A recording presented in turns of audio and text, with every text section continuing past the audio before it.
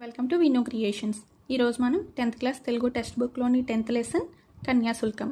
ఈ పాఠం యొక్క కవి పేరు గురజాడ అప్పారావు గారు. గురజాడ అప్పారావు గారి జననం 21/9/1862, మరణం 30/11/1915.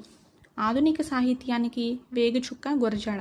గురజాడ అప్పారావు విశాఖపట్నం సమీపంలో రాయవరంలో జన్మించారు. ఇక్కడ విశాఖ జిల్లా సమీపంలోని రాయవరంలో జన్మించారు. తల్లిదండ్రులు కౌసల్యమ్మ, వెంకట రామదాసు.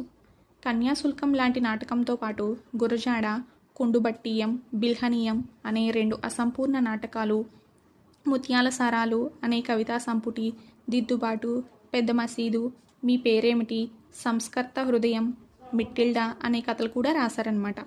1892 ఆగస్టు 13న విజయనగరంలో కన్యాశుల్కం మొదటి నాటక ప్రదర్శన జరిగింది. ఈ నాటకం 1897 సంవత్సరంలో అచ్చయింది. చేర్పులు మార్పులతో 1909 సంవత్సరంలో 2వ కూర్పు వచ్చింది. ప్రస్తుత పాఠ్యభాగం కన్యాశుల్కం నాటకంలోని ద్వితీయాంకం మొదటి భాగం నుండి స్వీకరించడం జరిగింది. గురజాడ అప్పారావు గారి రచనలు ఇవి ఉన్నాయి కదా, వీటి మనం గుర్తుపెట్టుకోవడం అంటే చాలా కష్టం. సో వీటి కోడింగ్ అనేది నేను నెక్స్ట్ వీడియోలో మీకు అప్లోడ్ చేస్తాను.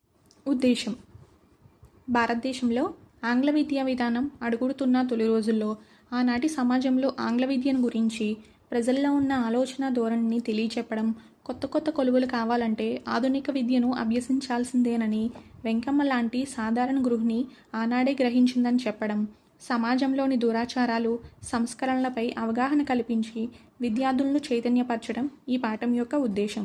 అంటే భారతదేశంలో ఆనాటి కాలంలో అంటే ఆ రోజుల్లో ఆంగ్ల విద్య యొక్క ఇంపార్టెన్స్ గురించి, కొలువులు సాధించాలంటే అప్పుడు ఆంగ్ల విద్యను అభ్యసించాల్సిందేనని, అలాగే సమాజంలోని దురాచారాలు, సంస్కరణలపై విద్యార్థుల్లో అవగాహన కల్పించడం ఈ పాఠం యొక్క ఉద్దేశం.